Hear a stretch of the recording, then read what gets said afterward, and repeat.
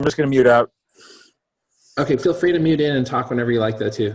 These are never meant to be completely passive, so got it. You feel free to make fun of me.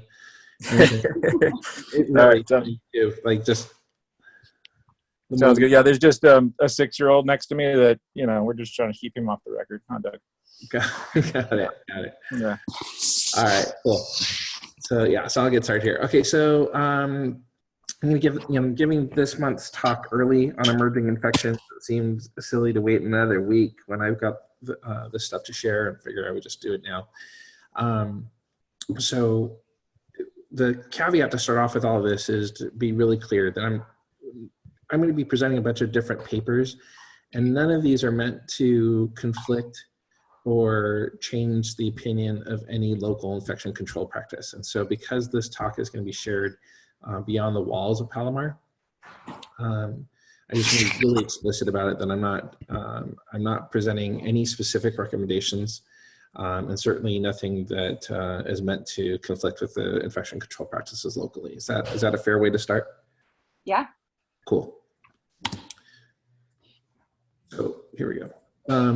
So here's a paper from 2008 by Jones and others. This was a seminal article that was published in Nature that really talks about the global trends in emerging infection diseases, right? And so there's nothing new about emerging infectious diseases. In fact, they're becoming far more prevalent over the decades. So this study was a look at the epidemics that have occurred from 1940 to 2004. And geographically is represented by the location here of where the initial outbreaks occurred, and the diameter of the circles indicates the severity of the outbreak, and the proportion is demonstrated there. And so you can see that they zoomed in on areas of the northeast of the U.S. as well as parts of the continent of Europe and UK as specific sites. Now this includes every form of epidemic. So the pathogen types here include bacteria, viruses, protozoa, fungi, and helminths. And over the years, the trends have been actually an increase of mainly bacteria and rickettsia above and beyond those of viruses, protozoa, fungi, and helminths. And you'll see between 1980 and 1990, there's a particular spike in those bacteria. And do you know why that is? No. Antibiotics? No. Well, so partly, the resistant forms of bacteria are coming up are beginning to be seen with increased amount during this time, but also is the HIV epidemic, which allowed for a lot of opportunistic infections to develop and for us to see outbreaks related to those opportunistic infections, which is why you probably also see a decrease in between 1990 and 2000 as retroviral therapy became more effective. Now viruses still play obviously an important role in this, and RNA viruses in particular are known to be more concerned. When we get to transmission type, you can see that there's a sizable portion of these that are related to zoonotic wildlife associated infections. And that's really what we're seeing with infections like coronavirus, with the SARS version, as well as COVID-19, where there's a wildlife association with the virus itself, and then it transmits across species. RNA viruses are particularly known to be able to do this because they have a poor mutation fixing mechanism. So therefore, when they mutate, they're able to adapt to other species, whereas other viruses are more stable and are able to control the mutations, are more likely to stay within a species without switching out of them.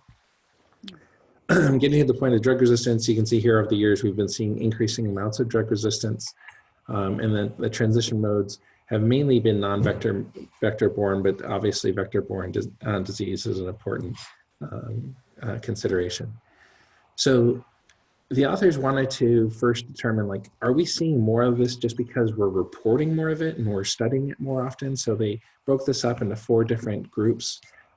Groups of zoonotic wildlife, zoonotic non-wildlife, drug-resistant, and vector-borne, and looked at a number of different factors associated with that to create this multivariate model. And so they wanted to control for that aspect of reporting more often. So they controlled for the number of articles published on this within the Journal of Infectious Diseases as a marker. And then they also wanted to then study, does human population density contribute to this? What about population growth? Latitude, so where you are relative to the equator is an important aspect. How much rainfall there is, because it contributes to how much humidity there is, and that humidity may also contribute to increased transmissibility. And then wildlife host richness, which is the density of wildlife. You usually see higher amounts of wildlife closer to the equator, so somewhat is somewhat of a control factor with the latitude that you're seeing there as well. And then you end up with this constant, which is just a mathematical corner or construct of any model. And so you see that there's significant correlations with the amount of articles that are done and the human population density as well as wildlife richness. And in controlling for these, they note that despite studying this more often, there is significant impact based on human population density on its growth and its latitude. And you actually see these infections, particularly in both non-wildlife as well as drug-resistant forms, occurring in latitudes that are further from the equator. So those more to the north or further to the south actually have more of these emerging infections associated with these because of that position, rather than its association with wildlife host richness.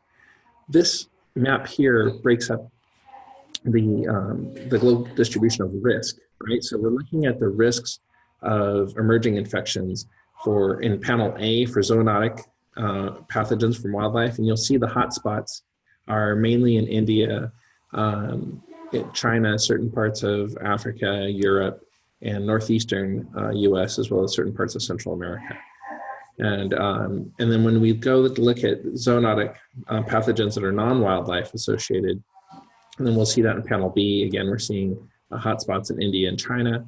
For those that are drug-resistant pathogens, similar distribution. And then for those that are vector-borne pathogens, you see a higher proportion seen in South America and in Africa, as well as, again, India and China. Now, one thing that often gets, that some people get confused with is the seasonality effect. People think that sometimes, temperature can have a mild effect on distribution of an illness, but more often than not, there's really what occurs with illnesses, particularly viruses, can be either a seasonal effect or just a tonic effect that occurs, right? So with adenovirus, for instance, adenovirus is pretty much present all year round. As is herpes simplex virus, as is varicella and cytomegalovirus. Those are viruses that generally have a very stable presence within our society. And then when you look at other viruses like influenza, you do see a seasonality, right, where it comes in the winter and begins to decrease by the spring. So certain enteroviruses are seen in a seasonality as well with GI bugs that's seen during the summer and fall months. And then you can see norovirus kind of follows a similar pattern to influenza. What's missing here is the one that's most relevant right now, which is coronavirus. So just before we get to that, one of the best ways that we survey for this is using PCR. It's more sensitive, it defines a genotype, it's moderate to easy to perform, and it has low contamination risk, which is the benefit to it. Not only the cons to this is that it's more expensive, only detects pathogens that are defined by the primers and probes. So it defines what you're looking for. And so therefore it can miss some novel viruses, obviously. Now, here's an illustration showing you what the typical patterns are for coronavirus. Here you can see that for most, there's basically 4 strains of human coronavirus that are typical for us to see for the causing common cold. And those typically peak in January, February, March, begin decreasing in April, and by May, see very little of it. And so that's kind of the typical coronavirus pattern. Influenza A and B are kind of seen there too, where typically see influenza A patterns starting in December increased in January and starting to decrease by March. And then influenza B usually comes behind. We usually see it beginning in January, and the cases usually peak in March, as opposed to the peak for influenza, which is 2 months earlier. So those are kind of typical patterns that we see. And you can see over again to the left that rhinovirus, certain enteroviruses are present all the time. And adenovirus has a stable presentation, although its frequency is stably low. So what do we know about coronaviruses? Well, human coronavirus was studied here in 2014 to 17. And again, these are not the SARS variants or the MERS or our COVID, but gives you an idea of kind of what our seasonal patterns are like with this. And in general, you see a peak in the seasons between January and moving out to March. It varies from year to year. You'll notice that too, that the different strains of coronavirus that we see aren't repeated every year. The OC43 is the most common one for us to see, but we'll see spikes in NL63, 229E, we saw a spike in 2017, very little activity for it in the 2 years that preceded that. In HKU, similarly, we saw a spike in 2016, very little in the years on either side of that as well. So these types of viruses are typically seasonal, and then dissipate. They also have a different distribution depending upon where you are in the U.S. So on the West Coast, we tend to have a later peak presentation of these infections compared to the South and Northeast. And again, you'll see here the similar patterns that you saw earlier, where there's different types that we see peaks of from one year to another. So different strains will be involved. This is worth noting because it's looking at each different strain, you can kind of see that there's different patterns to them as well. And so for 229E, this represents a pattern that's actually a lot more similar to COVID right now, right? Where you see a predilection based on age, where only 30% of the patients are adolescents or adults. Whereas in the other forms of coronavirus, generally adolescents and children make up the majority of those infected. So again, here you can see with 229E, you've got this predilection for age, and for those that are older, so adults and the elderly. And one of the other interesting aspects is that when you study coronaviruses, most coronaviruses actually have a pretty high percentage of co-infections.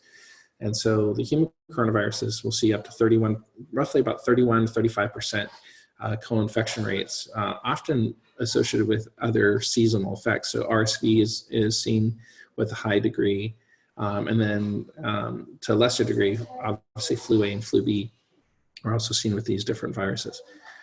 When you study certain viral outbreaks with coronavirus where a virus has a particularly high morbidity associated with it, you tend to see less co-infection because patients are sick enough that it affects their exposure to other sick people, and therefore they have less co-infection. So the higher the morbidity, mortality associated with the virus, usually the less likely you are to see co-infection because of the fact that it stops you and you usually aren't moving around as much and is exposed to as many other viruses at the same time. What does that say for our current algorithm if the biofire shows something else that we then assume it's not corona? That kind of flies in the face of that, doesn't it? I think like anything, it's a data point that you can look at, and when you see somebody has something else on the biofire, chances are, if it's a flu positive, then they've got about maybe they have a 5% chance of also having COVID. So I'm not totally discouraged by the positive biofire results. It's just worthwhile to note that if they have something on the biofire, it doesn't completely exclude the COVID diagnosis. All right. Well, they're not doing biofire if the flu is positive, is my understanding for our institution anyway. Right. But yeah, anyway, interesting. So this was another study looking at aerosol and surface stability of COVID-19, right? So COVID-19 technically is supposed to be called SARS-CoV-2 because SARS-CoV-1 was the first SARS virus, was coronavirus 1. And so COVID-19 is technically SARS-CoV-2. And so the aerosol and surface stability is studied by these authors, and they note that that it's the virus can be aerosolized for up to 3 hours post-aerosolization, up to 4 hours on copper, 24 hours on cardboard, 2 to 3 days on plastic and stainless steel. And so these are just important to understand the possibilities of aerosol and fomite transmission of the virus, and that it is plausible. When you look at an aerosol study that compared SARS-CoV-1 to SARS-CoV-2, both of these are placed in a chamber and aerosolized, and they look to see, are they still detectable X number of hours later? And so you can see that the LOD stands for the level of detection. And that means that's a limit where you can actually, your test can measure to. And so, past 3 hours is possible for this virus. Here's the data looking at comparisons of COVID-19, which is red, compared to SARS, and see that up to 72 hours, you still have detectable levels on plastic and similarly on stainless steel. The authors conclude here that there have been early indications that that there are a number of factors about COVID-19 that seem to make it have a greater transmissibility over SARS virus. And the factors that contribute to that were that you could shed and transmit while you're asymptomatic. The infectious dose may actually be smaller for COVID-19 than it was for SARS. That there may be greater stability of the virus in mucus, and other environmental factors such as temperature and humidity may further contribute to allowing greater transmissibility and survival on in a fomite fashion. Any questions about that? So this just kind of helps set up some of the basic aspects of human coronaviruses. And then I think the only other thing that I'd make mention here when I'm looking at kind of these distributions is just realizing that an emerging infection does not typically follow a previous stable virus, right? So when you look at the Spanish flu, for instance, the Spanish flu occurred during the summer, right? It was not even though the flu virus typically is seen as a winter predominance.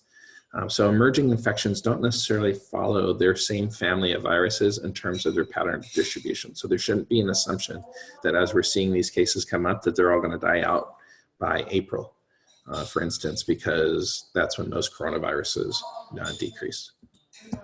You may be getting to this later, but is there any data as far as what's effective to I mean, am I going to leave my Amazon packages on the porch for 24 hours now because they're cardboard? Like what do you do with that kind of information? Right. Well, I mean, so I think what you do with that type of information is just realize how important hand washing is. Yeah. And that managing, that being, maybe being a little bit more meticulous with where you put your empty boxes, and being more cognizant of that would be helpful. Yeah, it also is a good argument for not going to the gym. Where steel and plastic, would you say 2 to 3 days it'll stay? Right. Impressive. Right. I try to think about going back to thinking about these cardboard boxes, trying to think about my kids too. How many of my kids as infants and toddlers, rather, more toddlers, would jump into a cardboard box and play with the cardboard box, right? Like that was like their little fort. Mm-hmm. So I might discourage that and say, like, don't put your kid in the cardboard box for now. Yeah. Unless you wait 24 hours, like quarantine a cardboard outside. Right, exactly. Yeah. So, all right. So here's our current seminal article, right? This is the clinical characteristics of coronavirus. Was reported out of China. This was a subsample of just of the many patients that they had. Is extracted over just a few days. In China, looking at 1,099 patients, they found that the mean Incubation period is about 4 days with a range of 2 to 7 in terms of the interquartile range. So well over 50% of the patients will have symptoms either between 2 days and 7 days.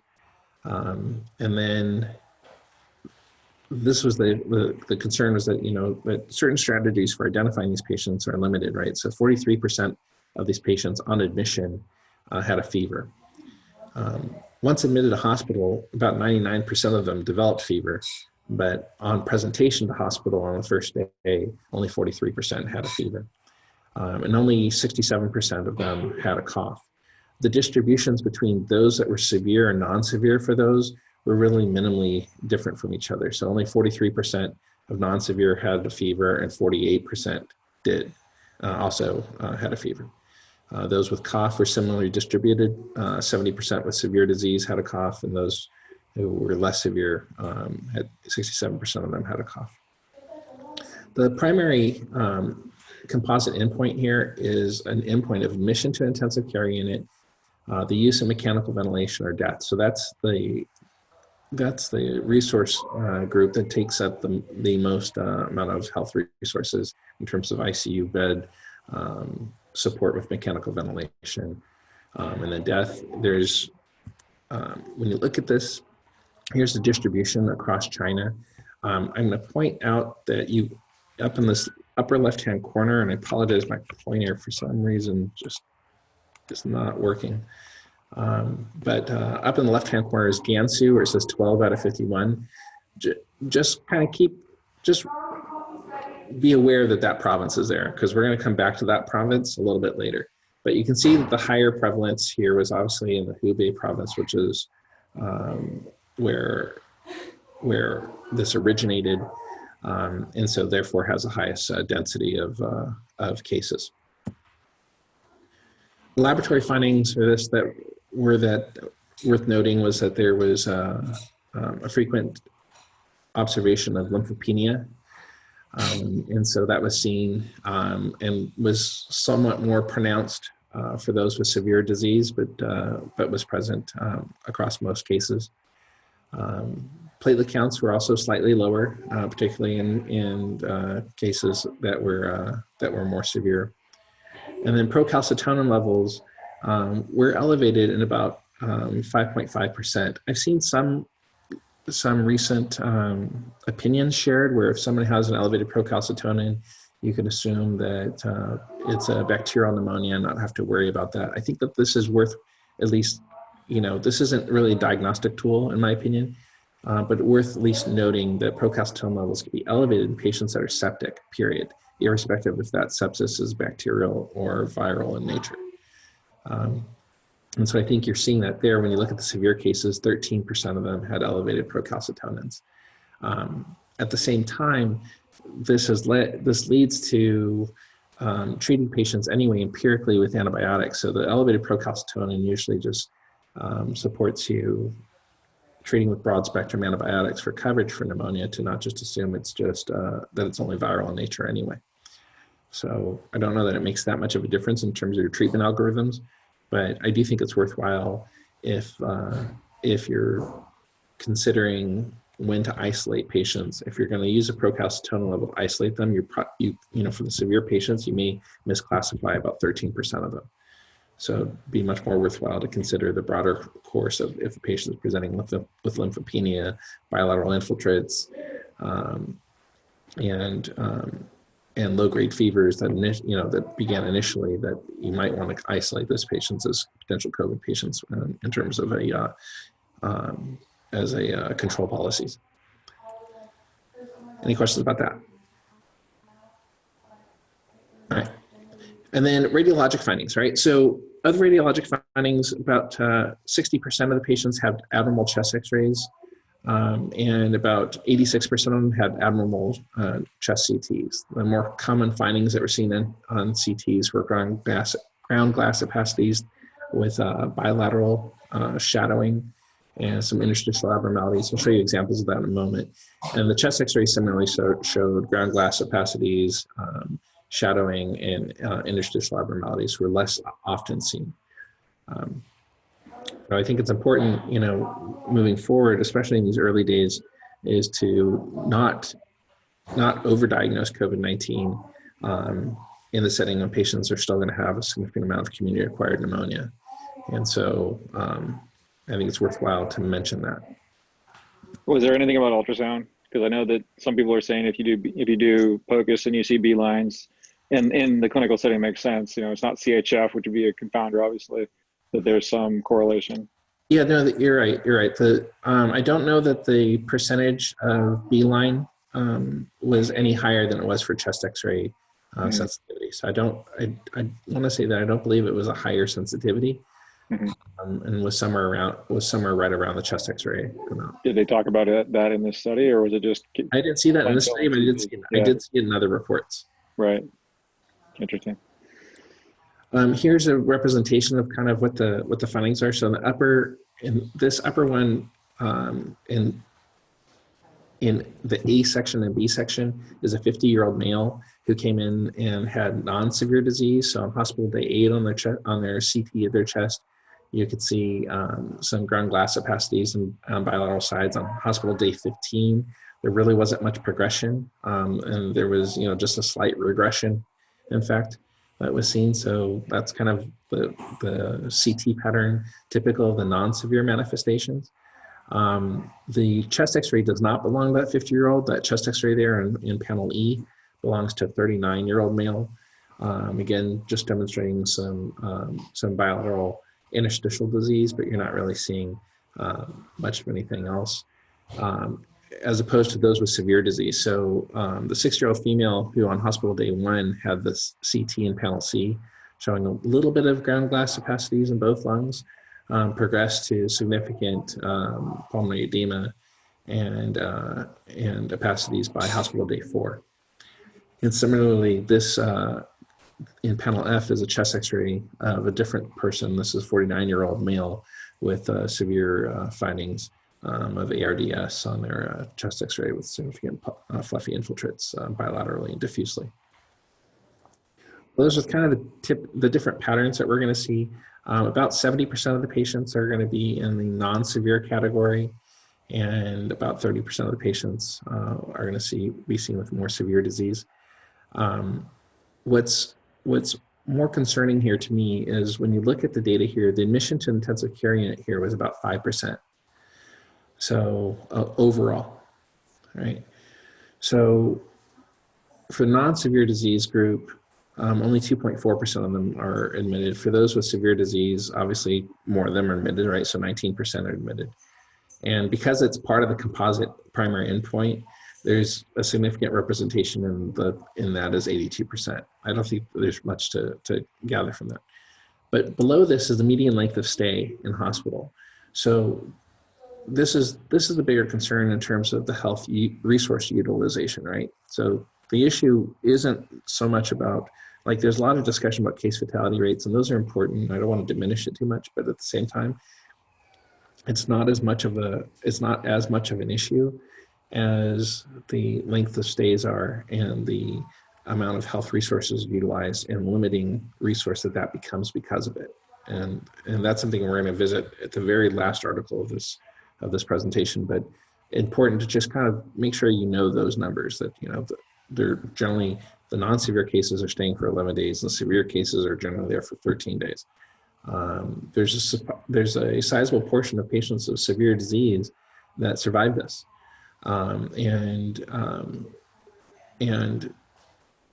However, they stay in hospital a little bit longer because of the necessity for increased intervention. And also it's partly they're staying in longer than like the average pneumonia patient, because the discharge strategies were to discharge somebody after they had 2 negative PCR studies in 2 days in a row, right? So a negative study one day, a negative study the next day, and then they would be willing to discharge. And so I'll show you some data on some cases to kind of give you a flavor of that, but more or less, it can take up to 11 days on average for non-severe cases to have that testing strategy. So therefore they may be in hospital during that time, which is why there's been a lot of attention, or needs to be even more attention, to how do we move patients that are non-severe into either LTAC facilities or other facilities like where people are buying hotels. Sorry, not people, but where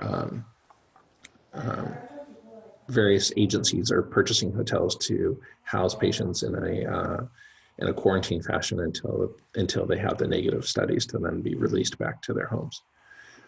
And then here again, you'll see here that it says discharge from hospital is only 5%.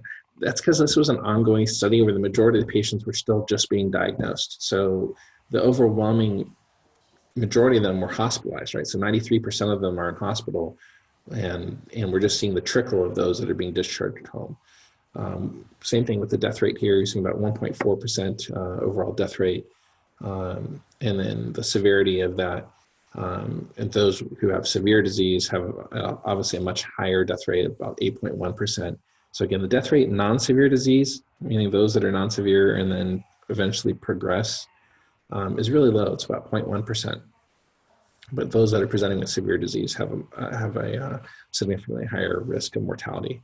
And an 8% mortality rate there really kind of goes along with those rates that you see with very significant bacterial septic shock patterns, right? Not quite as severe, where in the old days you'd see 30% mortality rates, but in like current management of severe pneumonia, an 8% death rate is pretty high. And then again, the recovery numbers here are low, but that's just because it was early on in their study. So these are January numbers in China. This is a different article, and this is just worth noting in terms of reminding us about like how to manage ARDS. There's a study that was done that was actually stopped for safety concerns and futility, where the authors were suggesting a conservative management of oxygen therapy by targeting low PaO2, keeping it between 55 and 70, and allowing permissive hypoxia between 88 and 92%. The reason this was being done is there have been previous studies showing that superoxygenation can cause further damage to alveoli. And so that, so the thought was, well, what if we're conservative with this? Would we decrease reactive oxygen species and secondary injury? And in the study, they actually found that they had higher death rates with conservative management. So a more liberal approach is necessary, where you're targeting PaO2s between 90 and 105 and pulse oxes greater than 96%.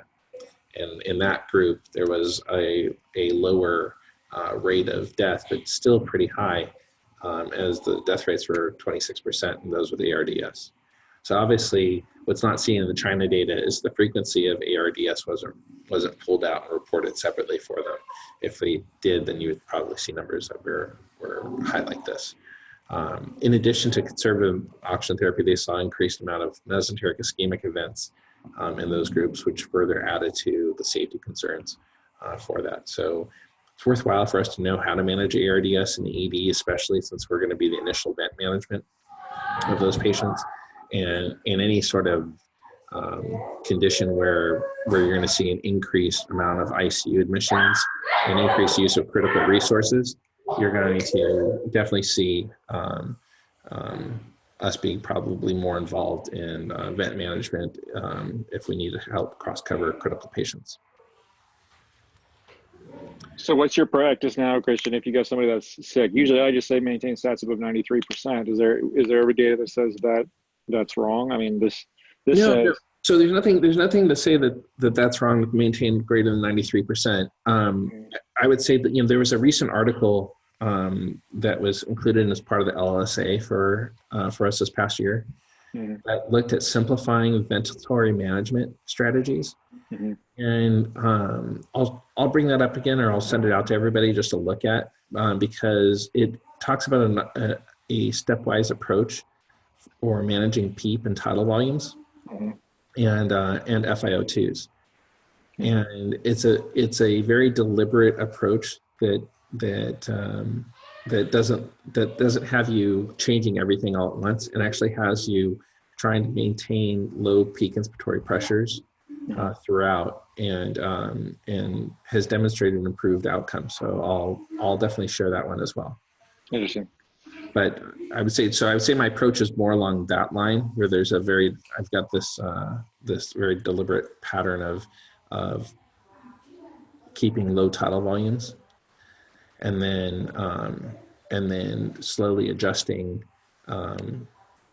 peak and tidal volumes with each other, but one usually adjusting tidal volume more so than peak. Okay. All right. So I asked you before, like, to look at that province in Gansu, right? And here's a follow-up study that looked at secondary infections, basically, that were occurring in that province. So in Wuhan, this is where this originated, in the Hubei province, and then, as we can kind of see in Gansu, that there's a significant involvement here. When they look at the involvement, they look at population. First is just an issue of population density, so you just understand what the population is within that prefecture, and that prefecture has a majority of patients that are concentrated within the Lanzhou border of that prefecture, and then you'll just kind of see where, that as you go further out, there's the population density continues to decrease. In the second panel in the upper right corner, you can see that the primary cases were starting to be seen in that province around January 23rd. By January 26th, they started having their secondary cases of patients. So the primary cases were likely workers that were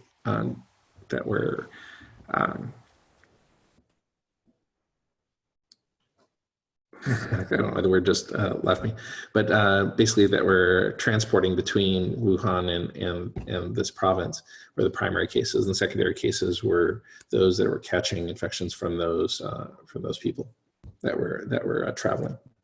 And so you begin to see an increase in the secondary cases, primarily about a week and a half to 2 weeks later, as you see that wave begin to increase. So when you first look at this, on panel A, you can see here the incubation period. Incubation period is pretty much what we saw in the first study, about 4 days, with most patients between 2 and 7 days. And then in panel B, we look at the time from onset of symptoms to their first medical visit. So the primary group is in blue. So those are patients who are primarily the patients that had traveled from Wuhan. And you'll see that generally their presentation to first medical visit was pretty quick. It's a bit misleading. The reason why it was so quick in that first set is that they often delayed their onset for presentation from their travel period. So when you actually looked at when all this occurred, they were actually less likely to present. And when they did present, they presented with more significant symptoms because they presented at a later time. Whereas in those that had an onset after January 29th, they started presenting much sooner, and because they were now aware of the disease. And this is really important from a health resources standpoint. Once people became aware of the disease, they presented to medical facilities sooner. And so therefore there's a spike earlier because of that. And so we should expect increasing demand early on with patients that have onset of symptoms. And we may not necessarily know who is severe and who isn't because of that early presentation. So I think it's worthwhile to just spend a little more time with those patients as they're presenting, even if they don't look severe, to at least counsel them, well, what does it look like to be a severe case, so that they can be adequately informed of when to return for further evaluation. And I think that's probably an important aspect of screening people at tents and so on and so forth, is letting them know this is what severe disease could look like, and when you should return is an important aspect there. You kind of see similar patterns here too for days to hospitalization. This again is where the patients that had primary disease, the onset to days of hospitalization preceded those. However, in this study, and this is a population density study, they saw that and one of the concerning things here was that patients presented about 30% sooner to medical services for secondary cases, and 60% of them were admitted to hospital, as opposed to only 11% in the study that I first showed you. So the first study had about an 11% admission rate, whereas this study is showing in secondary groups about 60%. So it really shows you the difficult aspect of how health resources are affected by this. Why do you think that is? Why do you think that the admission rate is higher on this one? Well, I think threat perception became an issue, right? Yeah. So there was, once the local hospitals became aware that this was an outbreak, then there was a higher threat perception, and so they decided to admit more patients to decrease or to attempt to mitigate the spread. Mm-hmm. So that's the China experience. So here's the Italy experience. This is out of Lancet, and so they began seeing cases in Italy on February 19th, and then had significant increases in number of infected patients. So you can see kind of that exponential curve that was occurring there in panel A. And panel B, see the number of infected patients. And it actually, and I don't know if I've got this, hold on 1 second, let me see if I can fix this. There we go.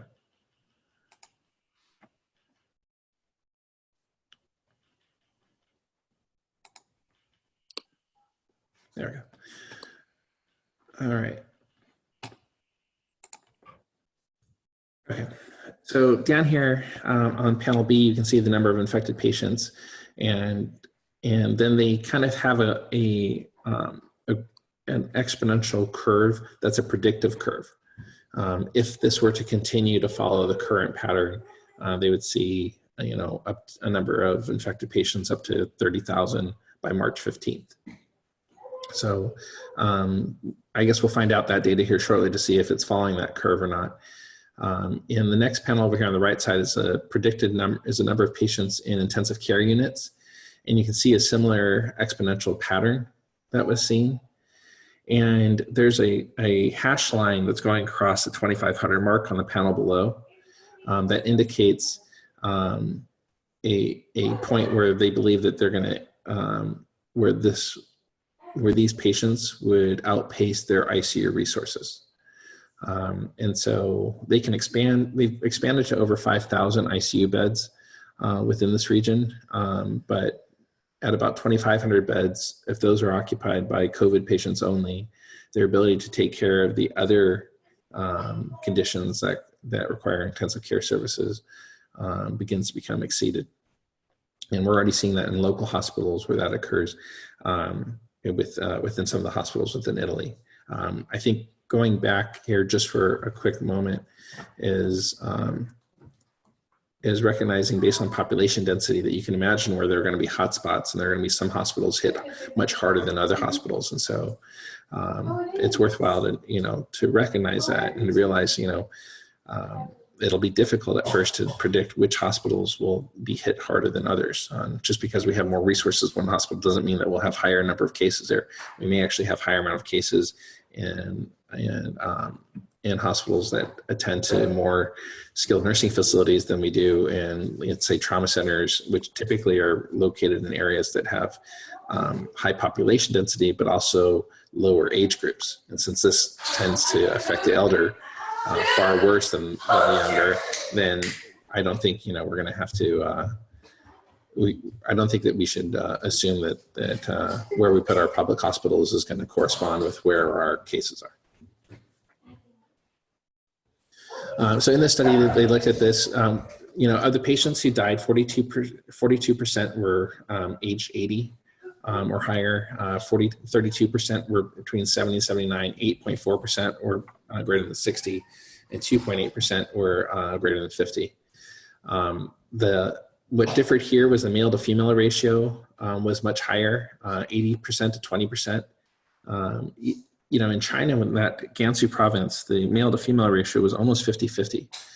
And predominance was higher in Wuhan, primarily thought to be because most of the workers were male, and particularly coming from the market area that the virus originated. And so this is an important kind of factor that's diverging from some of the other studies, is this male to female ratio. They also found that the percentage of patients admitted in intensive care units was significantly different, right? So in this study period, 9 to 11% of patients who were actively infected were admitted. That's a doubling of the ICU admission rate in comparison to China. So a lot more concerning if we start putting kind of the lessons learned from Gansu and Italy together, that we're more likely to have patients presenting sooner for health resource evaluation, and we're more likely to have a higher propensity for patients to be admitted to ICU, and therefore the critical care space within the hospital is going to be a very important factor, and the number of physicians capable of caring for them is going to be an even more important factor, as well as nursing. Actually, the whole team, really, right? But point being that you know, I'm thinking of our ICU partners and wondering that I don't know if we see similar patterns of this, that they would be able to keep up with this and are going to need a lot of assistance. One of the inflection points that's seen here differently is you'll see here in the bottom graph of number of infected patients, is that the dotted line kind of represents a time point of infection outbreak in Italy, and then it's expected that the number of cumulative patients who are infected will start to deviate from the exponential over about 3 to 4 days, and that there's a plateau of the cumulative curve reached after about 30 days. And so that's kind of the key points. About 30 days after infection, you have a much better idea of how bad your health resources are being hit. And then, and you can see that whether it's an exponential curve or a curve that begins to approach sort of an asymptote, that you're still at levels that are very high. Any questions about the Italian experience?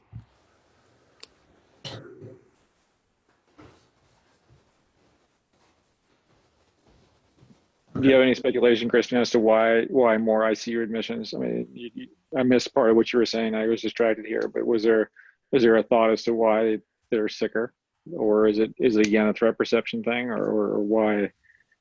Or yeah, so far there hasn't been any definitive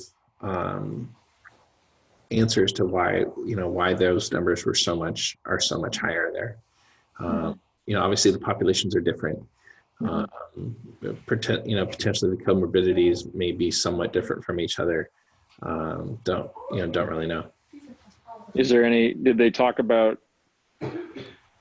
to know if the Italian doctors are just more prone to put people in the ICU? You know what I mean? Like, is there a different criteria for what you need? They did get to that part, in that, you know, the type of medicine that's practiced there really isn't that different between the locations. Okay. I think that practice pattern variation was an explanation of it. So they did mention that. You know, the much of the literature, actually much of the knowledge that we have in cardiovascular disease and critical care management comes out of Italy. And so the sophistication with critical care there is very high. And so it's a public health system. So there may be some differences in comparison between them and us. Some that may be favorable, and some that may be detrimental, right? Like they may have a better distribution of health resources across socioeconomic strata than we do in the U.S. And so there may be a little bit less of an effect because of that, and perhaps there's a higher amount of ICU beds available per distribution because of that. I've been hearing that we're being encouraged to skip the non-invasive positive pressure ventilation stuff and go straight to intubation. I wonder if that was in China, they did BiPAP and that kept them in the IMC, and then they discovered that that was a problem, not necessarily from a treatment standpoint, but from an infection spread standpoint. Is that I wonder if we're intubating more people than we would otherwise, we would try them on BiPAP, but we're not doing that. Am I understanding those guidelines right? It might be. That might be, and looking at this, when you bring that up that way, perhaps that's why the ICU admission rates are higher. Perhaps we're skipping straight to intubation on a higher proportion of those patients, and therefore putting them in the ICUs because of it. Yeah, interesting.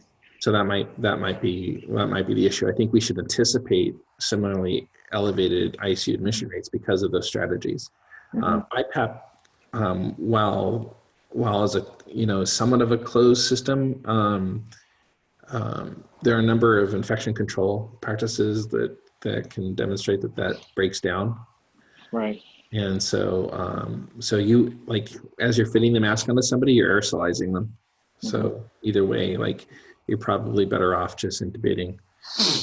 If the patients are not sedated and they can actively participate in removing their own mask and things like that. I mean, that's part of the point of BiPAP. So if someone just knocks their mask off and they're shooting coronavirus all over the place. Yeah, right. Somebody keeps asking the same question, you get pissed off at them, but they're not hearing you. You lift up your mask to tell them. Stuff like that. Yeah. And it happens all the time, right? So, yeah.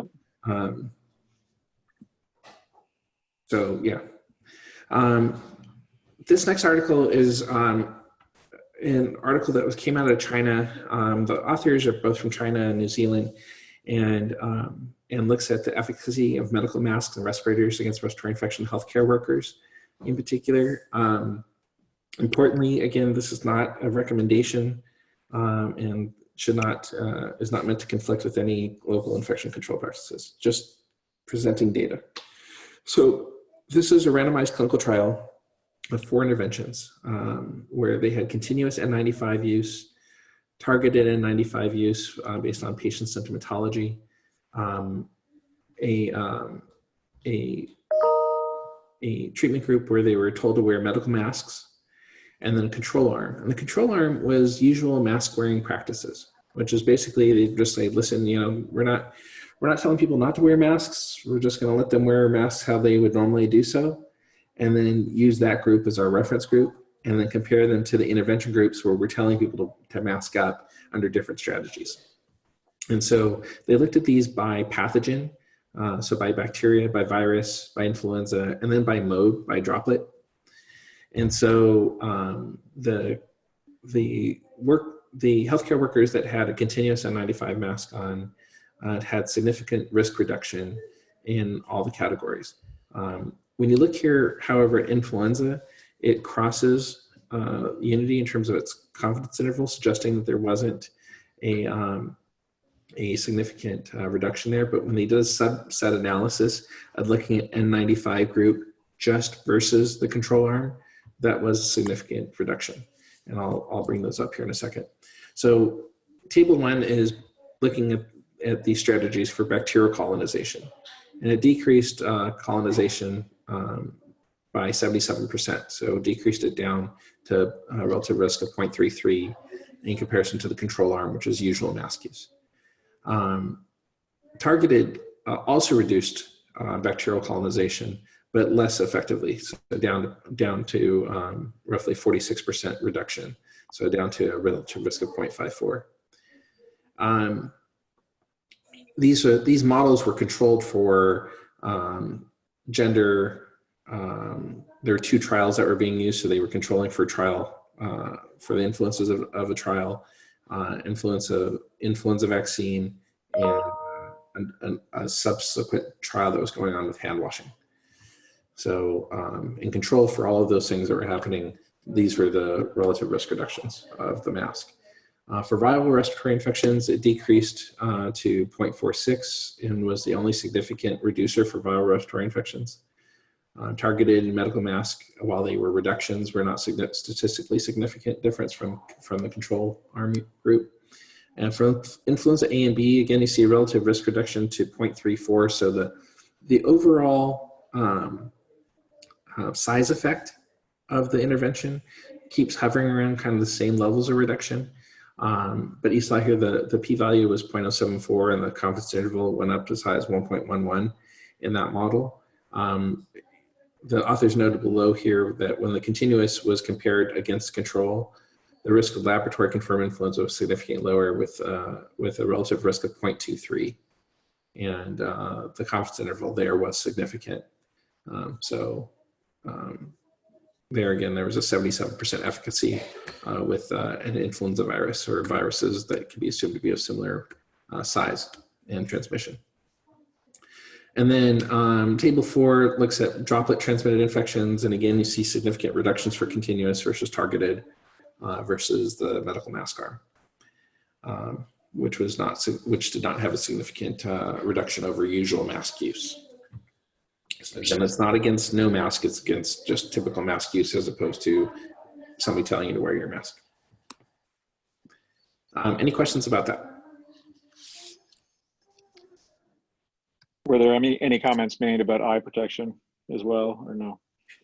No, so this study didn't actually talk about eye protection, the combination of eye protection, nor did it specifically draw out what I think would be an important interaction item, which would be the interaction between masking patients and masking providers. Mm-hmm. So that effect is also is I think an important limitation to the study is not being able to see that.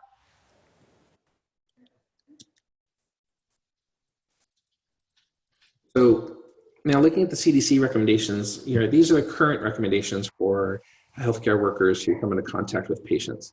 The baseline is it's divided into 2 groups. One is a group where the patient's wearing masks, you have source control, and in the other scenario, you have a patient who's not wearing a face mask. So let's go with that one first because it's just easier. So patient comes in, they don't have a face mask on. If you have no PPE on, you're considered high risk for exposure, and the recommendations have been for excluding from work for 14 days. Similarly, high risk if you're not wearing a face mask or respirator.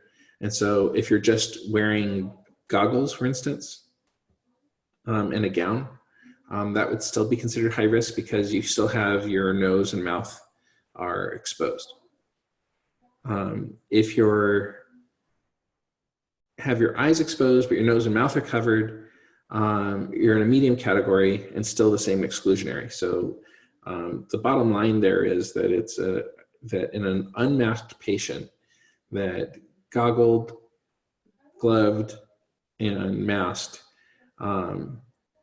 keeps you in a low category. Now, that's if the mask, in all these categories, the mask that they're talking about is just a face mask, a medical mask, not including an N95. So all of these groups, low, medium, and high with this group, are presented this way on purpose because the lows become mediums, the mediums become high when you have one of the following: either prolonged contact with the patient, rolling the patient, CPR, intubation, extubation, nebulizer treatment, CPAP, BiPAP, high flow nasal cannula, sputum induction, or bronchoscopy. So any of the patients that are receiving that are unmasked in those settings are increase the categories. So in the group where a patient is masked, obviously you go from medium to high if you're in any of those groups, because the patients are unmasked during CPR and during intubation and extubation and so on and so forth. So it makes sense why that also occurs. And there's aerosolation going on in those practices, which is why the N95 is in use for aerosolizing practice. But again, you can just see that if the patient's masked and you're not wearing eye protection, you're considered low. If they're masked and you're not wearing a gown or gloves, it's considered low. And if they're masked and you're wearing a mask that's not a PPE, it's also considered low. So those are the current it's the current way that CDC breaks down their work restriction policy along with the exposure risk category. Any questions about that? So when you delve into this further, as you can see that the numbers are expected to increase, there's various contingency plans for recognizing that most institutions don't have a sufficient amount of PPE to take them through the duration of the likely medical need. And so here are the contingency strategies that are likely to change over time. So the first is administrative controls, decreasing length of hospital stay for medically stable patients with COVID who can't be discharged home for social reasons by identifying alternative non-hospital housing. So this is where some of the hospitals up north have purchased hotels to put patients into. Personal protective equipment and respiratory protection is using the N95 respirators beyond the manufacturer designated shelf life. So taking ones that were considered expired and beginning to use those. I think it's important to understand that any of these strategies is that if you're using either expired N95 masks or extending the use of an N95 mask, the recommendations are still to have fit testing done each time that you're using it. So there should just be like a little spray bottle around where you can just spray and make sure that it's still working for you.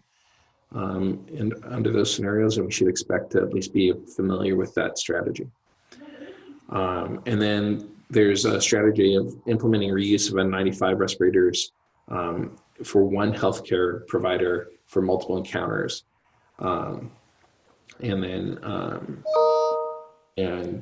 either reuse and removing it after each encounter. The strategy of doing that is basically taking the N95 and putting it in a paper bag with your name on it. Kind of think like your kid's lunch sack. And that's yours, not sharing that with anyone else. And that's one of the strategies. When there are actually no respirators that are left, administrative controls are to exclude healthcare providers who are at high risk for severe illness from contact with known or suspected patients. So this means, taking people who are older providers or those that have chronic medical conditions or those that might be pregnant and removing them from the healthcare provider pool. And then designating convalescent healthcare providers for provision of care to known patients, meaning people who have already been exposed and recovered would be the preferable providers to provide care. And then engineering controls are using expedient isolation rooms for risk reduction, ventilated headboards, to what degree you have those. And then personal protective equipment, respiratory protection is using masks that are not evaluated or have been approved by this. This last one has led to a number of juvenile pictures that we've sent to each other of various different Halloween masks that people have suggested. But in all seriousness, there are a number of other masks besides N95s that are commercially available that we could consider for other use as well. And then obviously homemade masks as the last resort. So discard N95 respirators following use during aerosolized generalized procedures. That's kind of the typical thing to do. You discard them contaminated with blood or respiratory or nasal secretions. Discard them if there's close contact with any patient co-infected with infectious disease requiring contact precautions. And using a cleanable face shield is an important aspect that's reusable. And masking patients when feasible.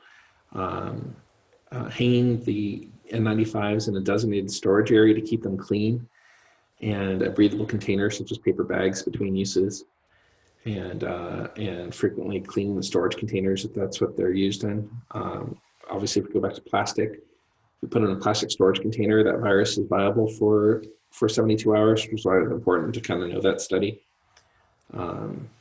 So this might be safer to store in a cardboard box as opposed to a plastic box.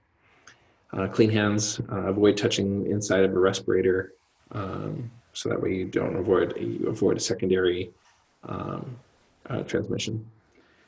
And using a clean pair of gloves when donning it on, and then performing a seal check with the spray from fit testing.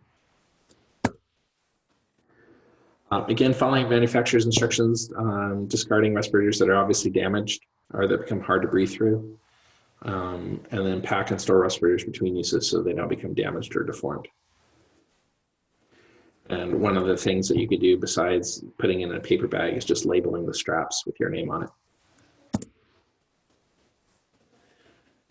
Any questions about that?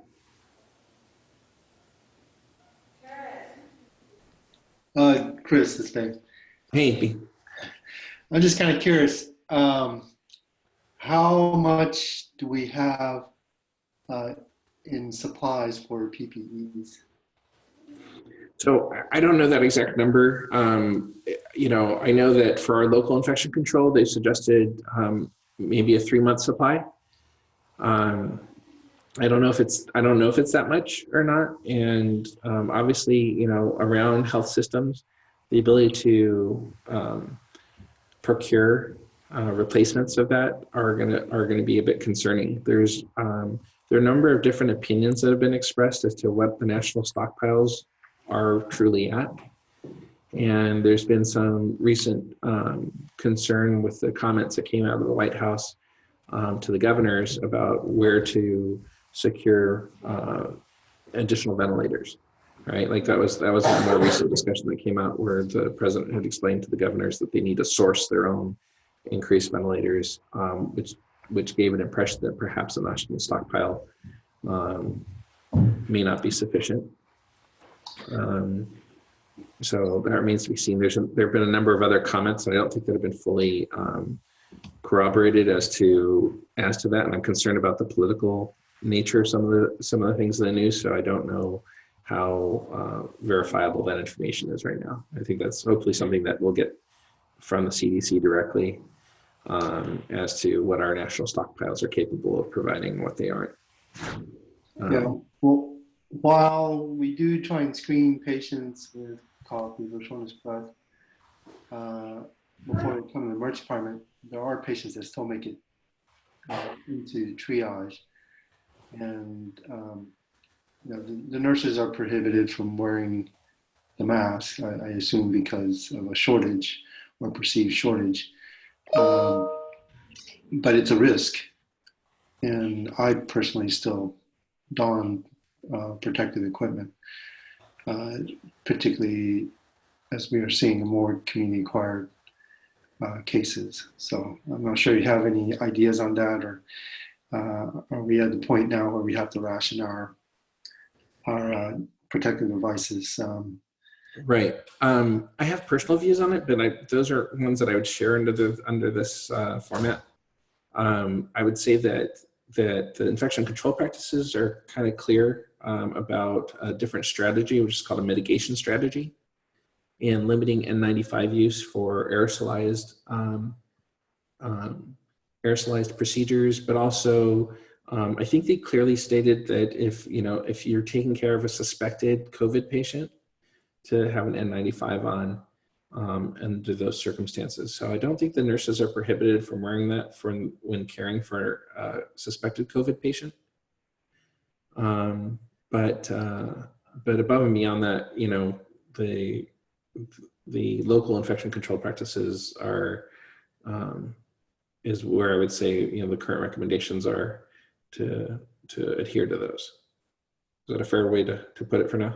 What I could tell you about this that I think worthwhile of having with our local infection control is having a conversation and asking questions about these other alternative uses. And you can use, you know, based on this stuff from the CDC, they suggest that you could use an N95 for 5 days between uses. So there may be a different strategy of rationed use, where a provider was assigned a mask for 5 days, and then as long as it fit tested each day and worked, and you could breathe through it, then perhaps. Is there a way to sterilize the N95s? Like, can you spray alcohol on it?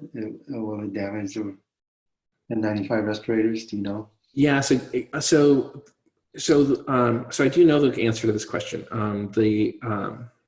There's different N95 masks that are made. So some of them are resistant to oil and liquid, and some and some aren't. So depending upon who the manufacturer is and what the outside covering is made out of, some may be resistant to that. I haven't seen anything suggested by the CDC for N95 external cleaning. And so having not seen that, it probably is not a recommended practice. And just to be clear, the nurses are not prohibited from wearing masks when they're around suspected COVID patients. What they don't want is everybody running around with masks on all the time. I had 2 patients yesterday that were suspected, and or I guess it was 2 days ago, and the nurse and I had all the gear on. So they're not saying don't wear them. Well, I'm saying like in triage. Yeah. No, Right. Right. My only, and on a separate note related to that, the only issue in triage is if the nurses are doing nasal swabs of patients and they think that patient could be COVID, then they should refer the patient to have the nasal swabs done elsewhere. That's becoming less of an issue because we have the tent now for them to get their swabs done. So why would they be doing swabs if they didn't think the patient was COVID? Though? That's the kind, like if they're doing swabs, it should be, like you said, they should be protected. Well, right. So there's mission creep that goes along with that, right? Where nurses are been used to swabbing patients because they think the patient could have influenza. Mm. And the problem is you can't tell the difference right now between influenza patient and the COVID patient based on clinical presentation alone. So I've had nurses recently come up to me and ask me about the fact that they were just wearing a regular mask while they were doing a nasal swab on a patient, and but being careful to cover the patient's mouth. I was like, okay, that that's not as protective as, like, I get it. It's like when a kid hides behind something, behind a small tree, and they think you can't see them. But I would say that the learning point I walked away from that with was to carefully be an observer and partner to our nurses. And if I'm seeing an unsafe practice, to warn them right at that moment. So I think that's kind of the duty we have to each other, is to kind of look out for each other.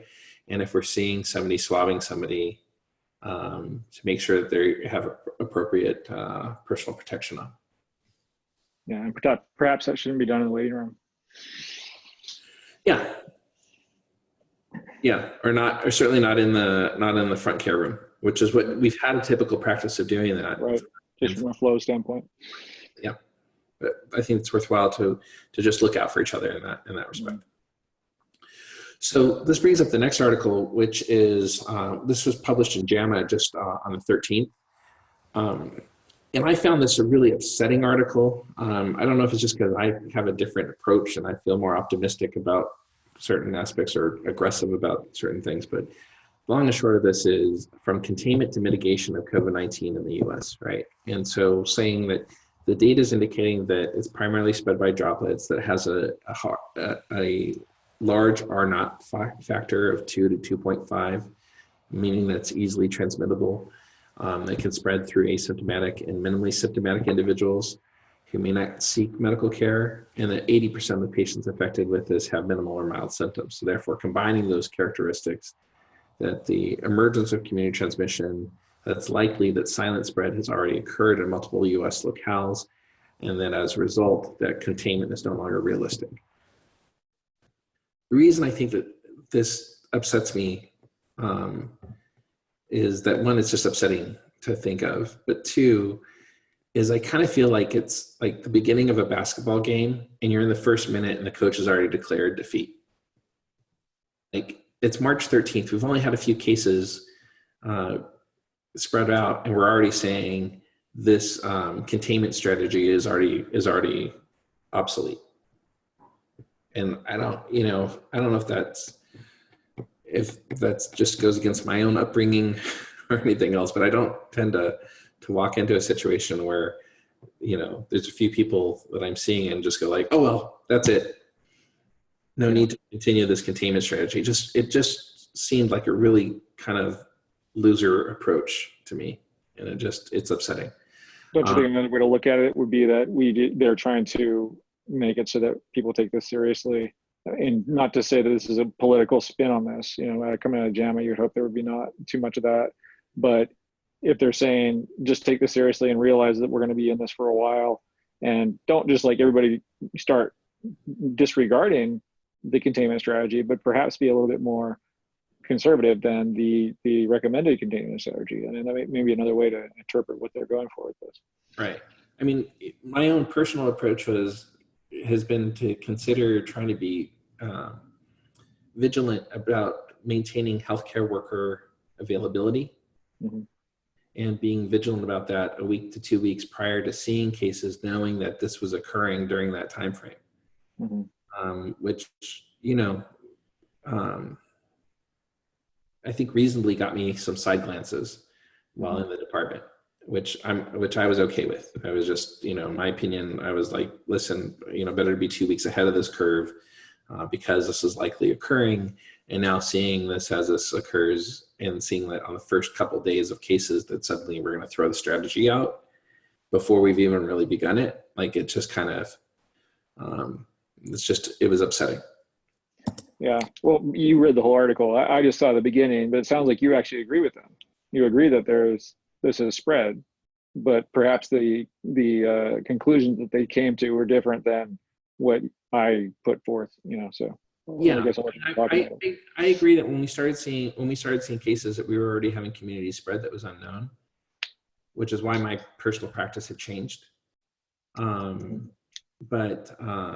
it wasn't out of an issue of concern for what the effect of the virus would be on me personally, but as really what the effect could be for transmitting the virus to other patients and not being available for duty. And so I don't disagree that there's a community spread going on. Like, I think that should, at this point should be fairly understood. But I don't know that it's the time to abandon conservative vigilance. Mm-hmm. And so that's the part that I'm upset about. Their recommendations here are to follow what's being proposed as the Kaiser method. And I'll show you a model of that here. It's the recommendations from Northern California Kaiser, but it's to follow the manufacturer's use of instructions in using a sealer check before you don your mask, using the maximum number of donnings. So here it says up to 5, and the manufacturer does not provide, or up to 5 different uses, and recommending inspection procedures, discard any respirators that are damaged or become hard to breathe through, pack or restore respirators uses so that they don't become damaged or deformed, and limit the secondary exposures. Here we go. The mitigation strategy is to slow.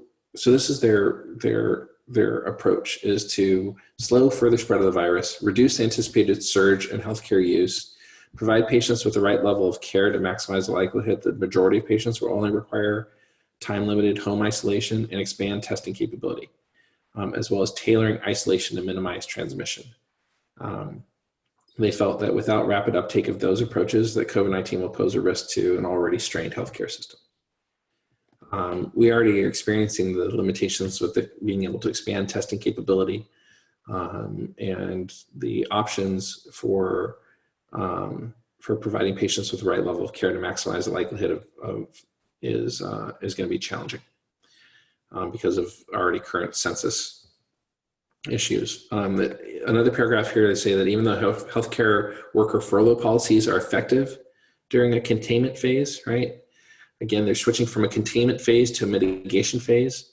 They feel that they're ineffective in the presence of ongoing community spread, where it may be as likely to be exposed to infection outside of the hospital as within it. I don't know that we're at that phase, and that's the only part that I'm concerned with the authors proposing within the first week of this. Yeah, I see. I definitely feel that we're at a higher risk for exposure currently than we are in the public, but these authors are suggesting otherwise. And So it says here, personnel with workplace exposures with suspected or confirmed COVID should self-monitor for fever, cough, and other symptoms. So this means if you're exposed to a patient, irrespective of what your risk category is, based on what the CDC was proposing, that you just self-monitor for symptoms. That's And compared to going home and staying there for 2 weeks. right. Chris, I'm sorry, I may have missed it if you mentioned it before, but what I'm reading is that the testing is about 70% accurate. Have you, Oh, I'm definitely gonna come to that okay. factor here later. I'm gonna give you what I can find on testing, and I'll preempt it just by saying there's not a lot. So here is the issue that the workplace exposures, irrespective of your risk category, are going to be for self-monitoring. And then if you become ill and are confirmed to have COVID, then to follow the CDC recommendations of the 2 weeks. Otherwise, if you become ill, but you're not confirmed to have it, then return to work after you're no longer symptomatic. So those are departures from the CDC guidelines. And so this is the specific plan for mitigation by the Kaiser Permanente Northern California group. So it has precautions for droplet, including surgical masks, gowns, gloves, protective eyewear are used for COVID-19 like illnesses. Airborne precautions to be used during high risk procedures. And then all single rooms available for patients who require droplet precautions, and negative pressure rooms are reserved for patients who require full airborne precautions. So that's as if you were going to intubate somebody in all the airborne isolation rooms. Otherwise. So the difference between that and what we're doing, sorry, I'm trying to figure out what, because right now we're using private rooms or negative pressure rooms for intubation if needed, and we're doing droplet precautions for or higher if available for suspected or confirmed, right? Isn't that what we're doing right now?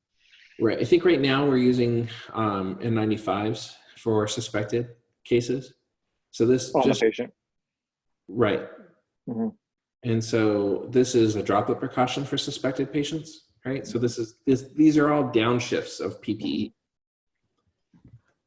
And so, and that's my only concern with that type of strategy, is it departs from some of the other literature suggested for safety for healthcare workers. But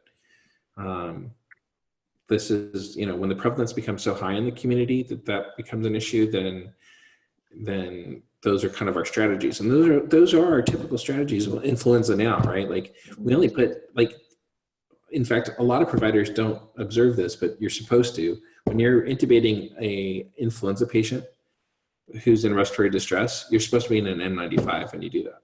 And that's always been the case. Like that's always been the safety procedure for intubating those patients. So when you get when you get the patient who's got influenza and an MRSA pneumonia on top of it, like you're supposed to be in an N95 when you're doing that. And there's a lot of providers I've seen over the years who just miss out on that opportunity.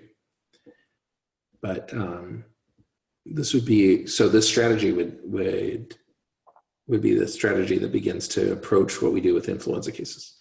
Mm-hmm. And then we get down to the personnel portion of this. It says, healthcare personnel with exposure to suspected or even confirmed cases are just to self-monitor for symptom onset and possible testing, which differs from the current strategy. The current strategy still is, if you're a healthcare worker with symptoms, you're supposed to get tested. In fact, you're at a higher risk category. So therefore, you're supposed to be tested. And this decreases the designation of you as a higher risk. This is why I think it's still upsetting to me, because we're the ones on the front line. I just don't like being pushed down the high risk when I know that we're in the midst of just the early aspect of it. Yeah. And then patient placement. That basically you need to start putting COVID patients into single rooms. If you begin running out of single rooms, then you begin having COVID patients share rooms. Mm-hmm.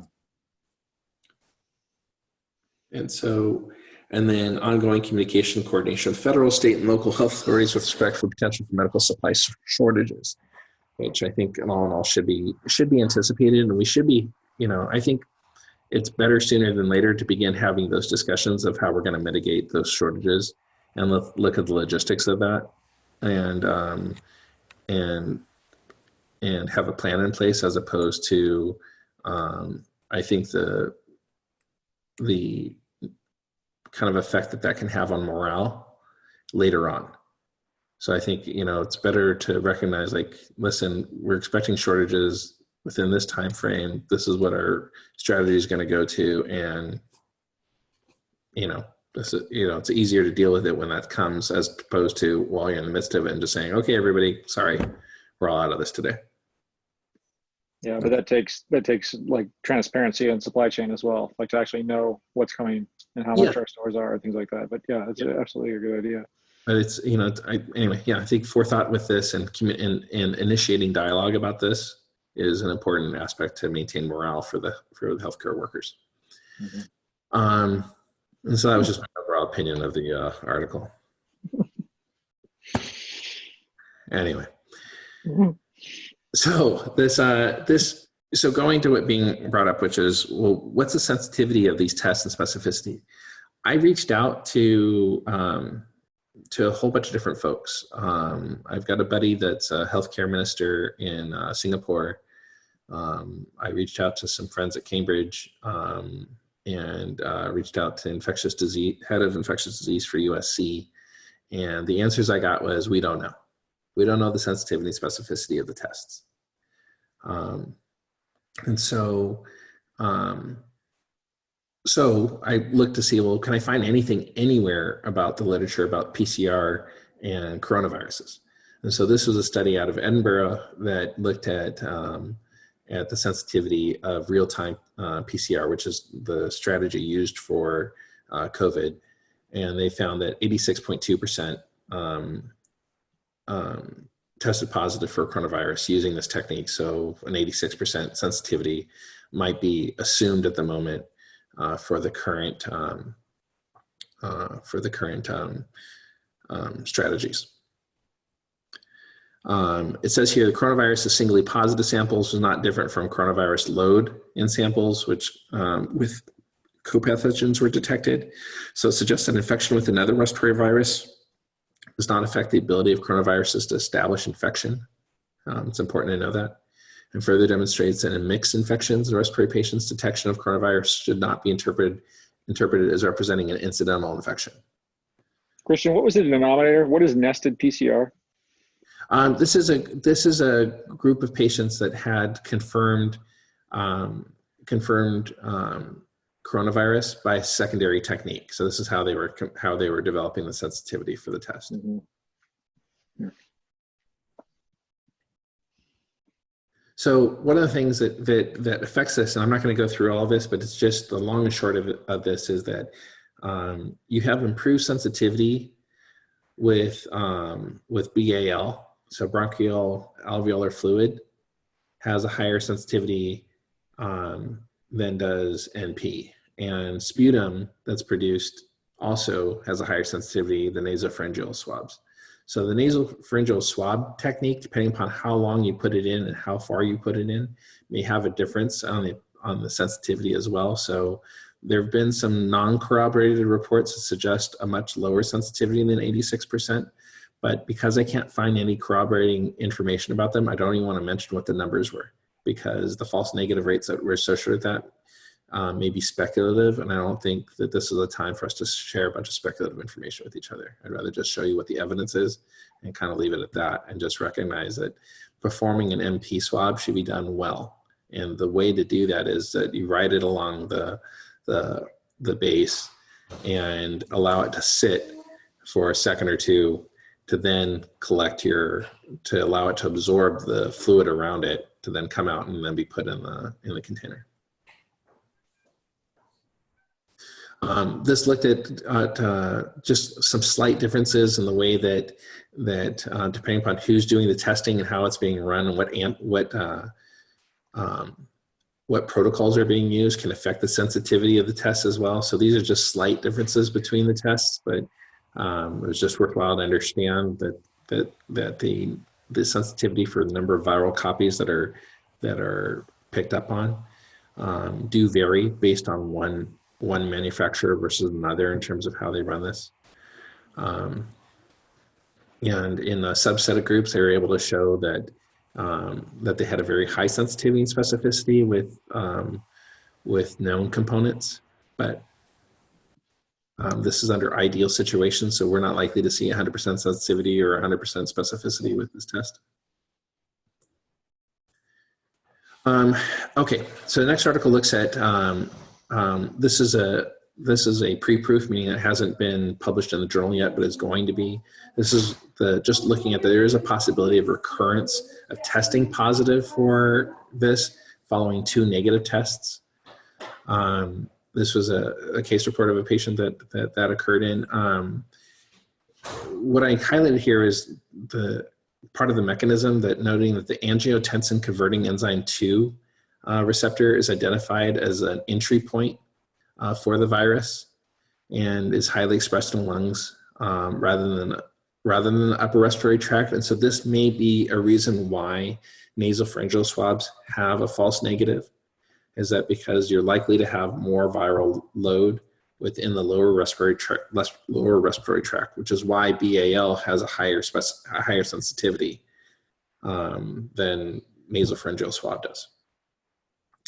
The only other concerning part about this from a mechanistic standpoint is that if angiotensin converting enzyme receptors are part of this, it remains unknown if there's going to be a differential expression of the disease based on those receptors. And my concern is, at least in a conservative way, and I don't have information about this, and maybe we'll see this as time goes on, whether or not there's a different rate of this in African Americans than there are in others, and if that's a susceptible population, because we do note that that ACE receptors in African Americans differ, and that we see a much higher propensity for angioedema in that population than in others. So I don't know if we're going to see a higher propensity for ARDS in that population because of this or not, but that would be my concern, is that I think from a health disparity standpoint, there should be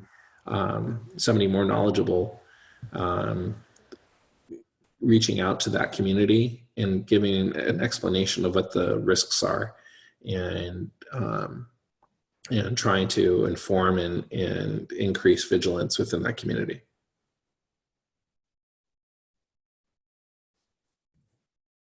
Any questions about that? Cool. The next is looking at a report that looked at the evaluation effectiveness of surveillance and containment measures for the first 100 patients in Singapore. And so this isn't all the patients in Singapore, it's just the first 100. And they looked at those that were imported, meaning that they came from, this was the group that was traveling from China with the infection. And as it began to spread locally, where they could prove that there was contact between a traveler and the second case, and then they began seeing unlinked ones where it was difficult to figure out, like, how is that person getting it? And that's where the community spread is seen. So the lightest blue color is really a community spread, whereas the local and imported are contact transmissions. And my buddy is actually one of the authors on this article. So I'm still waiting to hear back from him specifically if he knows what their sensitivity and specificity of their testing was at their facility, but haven't heard back yet. And so in this study, again, you can kind of see beginning on January 21st, they started having cases, and then they started seeing an increase within about a week later. The local cases and imported cases over time began from symptom onset to isolation, hospitalization, became sooner and sooner. So at first, when the symptoms weren't necessarily as recognized, there was a longer time of duration of days before they were hospitalized. And then they began being hospitalized or quarantined within 4 days of symptom onset. Important to note there is that just shows you kind of what was occurring in Italy as well, that there's, as time goes on, we have a higher proportion coming to hospital earlier. Any questions about that study? All right. And the next article looks at development of clinical application of a rapid IgM, IgG combined antibody test. This isn't widely available right now, but this is a study looking at a finger prick test. And they found that with that, they have 88% sensitivity and 90% specificity with a rapid test that could be done. This could potentially be done at home. This could be done in, you know, a number of very easy ways, and you're not being exposed to aerosolizing procedures. Hopefully this will be a test that becomes available in the months to follow. It's a combination of IgM and IgG levels for detection. So just worth mentioning so you're aware of it, but don't expect it necessarily during this first cycle. And then there's evaluation of quantitative real-time PCR for detection of emerging coronavirus and SARS. This is a study that came out of, I believe, the Netherlands, and this is out of Germany, excuse me. And here they're using a limit of detection and found that they had a 95% detection probability. Again, these are under ideal circumstances. And the important limitation here is that the study that they relied on a spiked in material, meaning that this wasn't the material that they were testing for the virus was not from patient positive samples, but was from a more purified sample that was provided to them. So the fact that they showed 95% detection probability shows you maybe the ideal level of detection, but we should expect levels of detection that are sensitivities that are far less than that. Again, it was a little disheartening in going through the literature trying to find the sensitivity and specificity for the current tests and only being able to find it for this rapid IgM and IgD study as opposed to the current nasopharyngeal swab testing and PCR. This kind of shows you that pattern where you alluded to before, there was a paper showing the patient could be PCR negative for 2 and then be positive later. This is a different study just looking at some of the patients in Singapore and seeing that they're PCR positive, can sometimes be intermittently negative and positive. That's seen in the first patient, who's a 48-year-old female who on day 4 of illness had a negative PCR, and then on day 5 of illness was PCR positive again all the way through until February 10th. So the 30, 31, 1, 2, 3, 4 are the days of January to February. Patient 2, you see again that they were PCR negative and then de-isolated and discharged after that. And that's kind of been what the strategy has been, but you'll see that it increases the length of stay in hospital because of that, which is important for our administrative needs.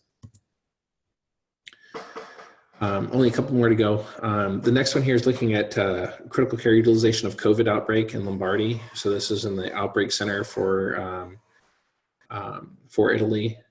They identified needs and requested to do the following: to create cohorts of ICUs for COVID patients, to organize triage areas where patients could receive mechanical ventilation if necessary in every hospital to support critically ill, to augment their amount of ICU bed availability.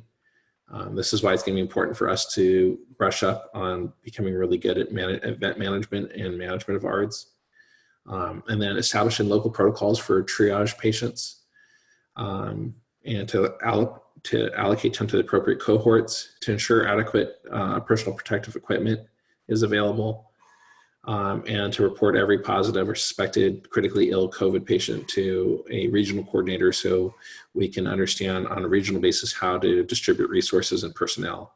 We may find that it's necessary to collaborate much more closely with hospitals outside our system to either provide support to them or receive support from them. Again, ICU admissions over the first 2 weeks, the increase was steady and consistent.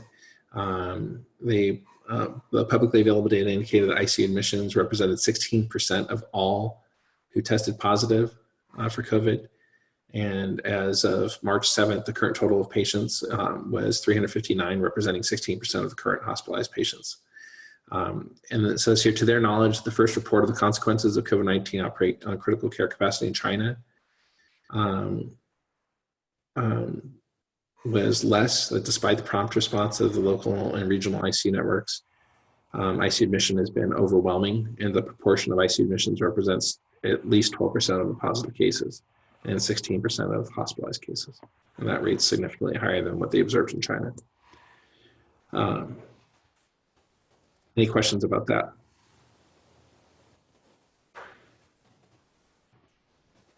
Okay. The next article looks at caring for critically ill patients with COVID. Recommendations are usual critical care measures of conservative IV fluid strategies, empiric antibiotics for possible bacterial co-infections, consideration of early invasive ventilation. This is what's going to lead to more need, higher need for ICU. Lung protective ventilation strategies, which I alluded to earlier, and I'll send out that article to everybody. And then periodic prone positioning during mechanical ventilation. That's has always been more of a thing seen in Italy than we've seen outside of Italy, but actually not, I shouldn't say that. It's something that's seen more frequently in Italy and the European continent, and less seen in parts of the US, particularly the West Coast. And then consideration of ECMO. There's a really interesting part of ECMO. I've read a different article, and I'm not going to put it in here, but showing that ECMO is kind of a difficult aspect with these patients. We saw ECMO use in H1N1 flus and having some considerable benefit in that group. The issue is that this group presents with lymphopenia, and ECMO can further worsen lymphopenia and doesn't mitigate a cytokine storm that's seen with these patients, which is contributing to ARDS. So ECMO as a strategy in and of itself is going to be somewhat limited, and is definitely going to need to be combined with some experts making comments about, from a hematology standpoint, of how to better manage the lymphopenia that's going to be associated with it as well, because it may be limited because of that. Anyway, their modifications to usual critical care are admission of patients to private rooms when possible, using PPE for symptomatic patients during assessment and transfer, maintain distance of at least 2 meters between patients, caution when using any high flow, any aerosolizing procedure, whether it's high flow, oxygen, non-invasive ventilation, due to the risk of dispersion of the virus. And as we showed earlier, that virus can stay aerosolized for more than 3 hours. And the clinicians involved in aerosolized general procedure should additionally have N95 respirators and eye protection. Facility planning needs to include logistics for updating and training staff in infection prevention control, planning local and regional levels of surge, and then looking to antiviral or immune modulating therapies haven't yet been proven. There are a number that are being suggested. The group at Fuji in Japan has a new antiviral that's specific for RNA viruses that may be helpful for alpha coronaviruses. I don't know if this is an alpha coronavirus or beta. I have to still learn more about that, but we are going to see a lot more patients being asked to participate in some form of either conditional studies or compassionate use. And then the last thing to leave you with is, well, 2 things. One, this is what a BioFire result looks like from our local testing from UCSD. You get all these different viruses on there. It's important to note the BioFire doesn't measure SARS, MERS, or COVID. It just measures these other viruses to see if a patient's positive for those. And as we learned earlier, that just being positive for one of these may make it less likely to have a concurrent COVID, but does not eliminate the possibility of having a COVID infection. And then last is this article that just came out. This is out of Imperial College London, and this is a sobering article. This looks at impact of non-pharmaceutical interventions to reduce COVID mortality, and provides a series of predictive curves that are quite upsetting. So I'll just warn you about that at this point. If you want to stop here, if you're listening to this on a recorded, feel free to, and come back to this later. But anyway, so the two strategies are a combination of suppression and mitigation. Suppression is to reduce the reproduction number and try to get the R naught number to below 1 to significantly decrease and begin to eliminate the human-to-human transmission. The challenge of that approach is that these non-pharmaceutical interventions need to be maintained. And so what we're doing now with school closures and everything else like that would require a prolonged maintenance of that isn't just going to be on the order of 3 weeks, but probably more on the order of 3 to 5 months. And that, and I'll show you the data behind that. But that there's going to need to be a need for prolonged suppression until a 12 to 18 month period when vaccines can become available. And that's also recognizing there's no guarantee the vaccines will be highly effective. Then there's the mitigation strategy, which is aimed to slow transmission, and basically to reduce its impact on as an epidemic. And this is the whole idea of like shifting the curve that we're seeing everybody talk about. Early supplies of vaccine would be targeted at patients with pre-existing medical conditions.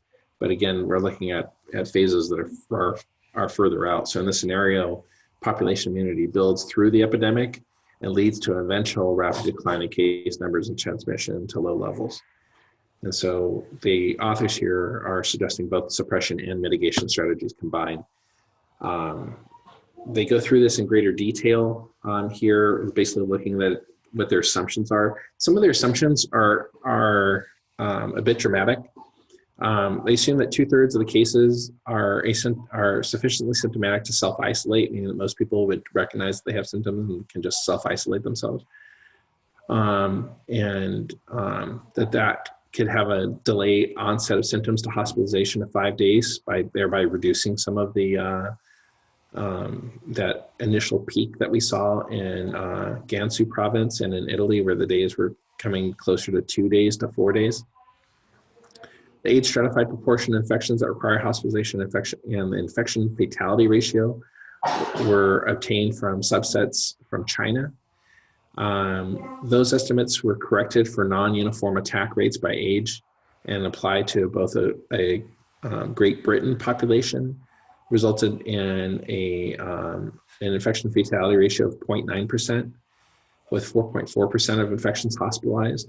That 4.4% number is lower than we saw in China and significantly lower than we saw in Italy. They assume that 30% of those that are hospitalized will require critical care. So either through invasive ventilation or ECMO. And based on early reports from cases in the UK, China, and Italy, is where they came up with that number. That number actually seems to be a little on the high side. And then based on expert clinical opinion, they assume that 50% of those in critical care will die, and that an age-dependent proportion of those do not require critical care. And so they calculated a bed demand, assuming a total duration of stay in hospital of 8 days, again, which would be part of a mitigation strategy, which is shorter than the current length that we're seeing in China. And that if critical care is not required, 16 days, with 10 days of ICU being necessary. So 8 days of critical care is not required, 16 with critical care, which is 3 days longer than it was in China. And then 30% of hospitalized cases requiring critical care obtain an overall mean duration of hospitalization of about 10.4 days. So that's their assumption. This is their rates of symptomatic cases requiring hospitalization by age group, where you begin to see you start seeing a significant uptake from age 30 above, but a far more significant increase from 50 to 60 and so on and so forth, with percent hospitalizations requiring critical care increasing at the 5% level at young ages to begin with. So that's already a bit of a concern. But seeing at the 80 plus group at 70% requiring critical care. Again, these are estimates. And then infection fatality ratios would estimate to be as high as 9.3% in the 80 plus group and 5% and the 70 plus group, and so on and so forth. That infection fatality ratio it's hard to tell, but looking at that number, we've seen other estimates suggesting 15% fatality ratios, knowing that might be an overabundance of critical patients as opposed to looking at the whole community spread. So this might be a better, this is going to be a more conservative estimate, worth pointing out. So overall, this overall estimate is at least on par with what the data is, in some ways conservative. Interventions are case isolation in the home, voluntary home quarantine, social distancing of those that are over 70, which will reduce contacts by 50% in workplaces, increase household contacts by 25%, and reduce other contacts by 75%. That's assuming 75% compliance with the policy. That social distancing of an entire population would have significant reductions, and closure of schools and universities would all be part of this component. So here's the part that's upsetting. Peak death rates would occur around between May and June 20th in Great Britain, and around June 20th in the US, with estimated deaths. This is unmitigated, so this is not following any strategy. This is just like, let it be, see what happens, is their first model, right? So this is the worst case scenario, is 2.2 million deaths in the US and 510,000 deaths in Great Britain, with a higher death per population occurring within Great Britain because of population density. This is what the rates would be in the United States per state. That first peak there would be Washington State, and then California, I think, is the next one over from it, and then you kind of the models out across the rest of the U.S. And it's not necessarily the west to east coast matter. So I don't want to give that impression by mentioning California and Washington. It's just that because as we're seeing those initial cases, we're going to see those there, but then New York would probably be the third or fourth peak. But you're looking at this carrying out to May and June in terms of an unmitigated epidemic scenario. And those are projected deaths per day per 100,000. And so by looking at mitigation strategy scenarios where you do nothing, that's the black line, that has the highest peak. And then closing schools and universities has a marginal improvement on that and shifts the curve to the right a little bit. Case isolation has a greater effect than does closing schools, and shifts the curve both down and further to the right. Isolation plus household quarantine has a more effective strategy. And then combining all the above, case isolation, home quarantine, social distancing, further decreases the critical care beds that are occupied per 100,000 population and shifts it significantly to the right. And so that's why they are recommending this. But you'll notice that there's a bunch of shading in light blue from April 20th to July 20th. So that's a 3-month strategy of this, right? So what we start off with school closures is a 3-week strategy. And the authors here are suggesting a 3-month strategy is going to be at least necessary. And so looking at this, again, there's the do nothing curve, which is black. And this is critical care beds per 100,000 population. Case isolation, household quarantine, general social distancing over a 5-month strategy, which shift all the curves significantly out to November and December. And then there would be, that's when we would see a second wave of this during that time frame. If you zoom in on that first early mitigation strategy, over that 5-month period, you can see that there's a red line at 8 critical beds per 100,000 of the population. That's a line of threshold where you begin to exceed what your capabilities may be, and need some other expansion technique to try to get there, if possible. And so worthwhile to note that the prolonged school closure and everything over a 5-month period would keep you below that critical level, which is why these strategies are going to, this particular article and strategy is going to be looked at very closely. This is a projection over the years, over the next couple of years, over like this year and next year, in terms of what we could expect in weekly ICU cases from secondary waves that occur until we can get adequate vaccination of the community. There you have it. Any questions, comments, criticisms, really anything?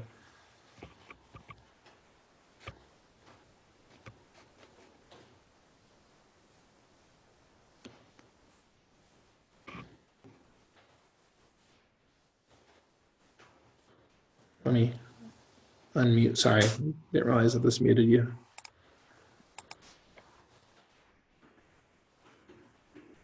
No, Chris. Sorry, there you are. Now I can hear you, but sorry. What's that? It looks like there's only 2 participants left, so it might be just me and somebody else. But appreciate giving the overview on the coronavirus. Really helpful kind of understanding the disease. I'm just kind of concerned that, with all the mitigation strategies, it's going to be a slow burn instead of a fast burn, and maybe it's not even going to make an impact. It's just going to spread it over a longer period of time. Right. I mean, I think the biggest issue of that slow burn versus fast burn issue is that fast burn is a high burn. Yeah. Right. I mean, it helps with capacity issues, or at least capacity issue where you don't have to handle as many critical patients at one time. There's still going to be a shortage, but maybe not as much of a shortage if you spread the disease over a longer period of time. Right. And this, and there's a bunch of other secondary effects that occur by doing that too. Like, I mean, you're seeing the inability in Italy for them to, like there was the one thing about not being able to have weddings, right? But then there's the issue about not being able to have funerals. And there's certainly going to, be a potential surge on morgues as a result of this. And so the ability for that sector to withstand a surge is also going to be difficult. And all of these, come with various different morale concerns. And so I think, again, as uncomfortable it is to look at these types of curves and these scenarios, and considering this prolonged period of, a far more prolonged period of social isolation, that it's worthwhile to have those difficult conversations up front, so that we can begin to hear other voices and concerns and maybe innovate and find other solutions that we just haven't considered yet. I was just kind of curious. Looks like there aren't that many cases in India, even though they're pretty close to China. Are there genetic factors in play? And then there's also a question about whether warm weather might reduce the transmission of the coronavirus. The data suggests that warm weather and high humidity should increase the transmission of the virus, because it should support its viability on surfaces, at least from a foam mite standpoint.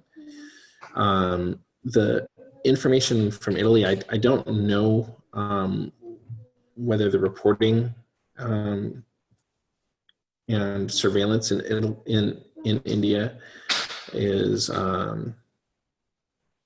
as robust.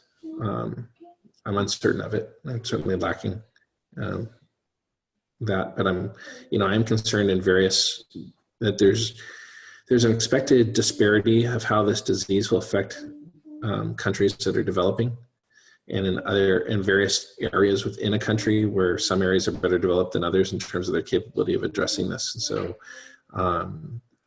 unfortunately, this may unveil a lot of health disparities, and so it just kind of remains to be seen. Yeah, well, I'm kind of curious. It seems like I was looking at the map of the incidence of coronavirus, and maybe it looks like countries around the equator isn't affected as much. But, Right. Although historically, countries that are closer to the equator have less robust health resources. Yeah. All right. Well, see what happens. Yep. Yep. We're in it either way. All right. Thanks a lot, Chris. All right. Thanks. Bye.